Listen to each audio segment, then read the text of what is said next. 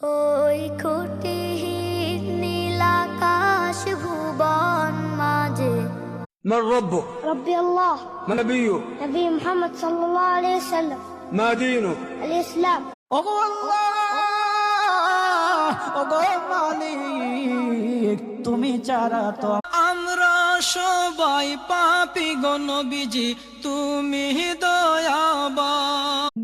تبارك الذي بيده الملك وهو على كل شيء. يا نبي سلام عليك يا رسول سلام.